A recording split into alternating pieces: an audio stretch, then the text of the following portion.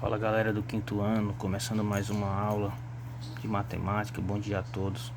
Vamos estar estudando hoje sobre prismas e pirâmides, sobre a nomenclatura dos prismas e a nomenclatura das pirâmides, certo? Então aqui nós temos, a gente já estudou em aulas anteriores, certo? Que é prisma, que é pirâmide, certo? Os prismas, eles são figuras que têm duas bases e as suas laterais são formadas por retângulo. Também estudamos sobre as pirâmides, as pirâmides só tem apenas uma base e um vértice isolado em cima, né? Que é a base, um vértice isolado em cima, e as suas laterais são formadas por triângulos, certo? Então aqui nós temos a nomenclatura dos prismas. O que vai dar nome aos prismas? São exatamente as bases, a quantidade de lados que tem as bases. Vou repetir, a quantidade de lados que tem a base dos prismas e também das pirâmides. Observe aqui, ó. Prisma de base triangular é um prisma que as bases é um triângulo, ó. Prisma de base quadrada é um prisma que a base é um quadrado. Prisma de base pentagonal é um prisma que a base aqui vai ser um pentágono, as duas bases. Prisma de base hexagonal, a base vai ser um hexágono, ou seja, uma figura de 6 lados. Prisma de base heptagonal, a base é uma figura de 7 lados. Prisma de base octagonal, a base é uma figura com 8 lados, um octógono, né?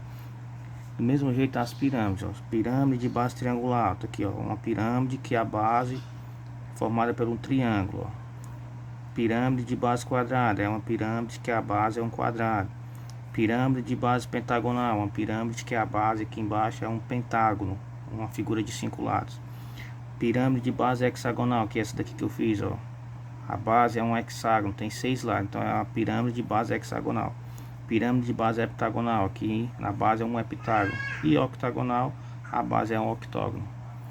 Aqui tem a nomenclatura também dos corpos redondos, ó. Estão vendo aqui? Os corpos redondos: cilindro, esfera e cone. Eu fiz aqui os desenhos, ó. Cilindro pode estar tanto na horizontal como na vertical. O cilindro. Aqui é a esfera e aqui um cone, ó. Então, esses aqui são os corpos redondos. Então, hoje nós estaremos estudando sobre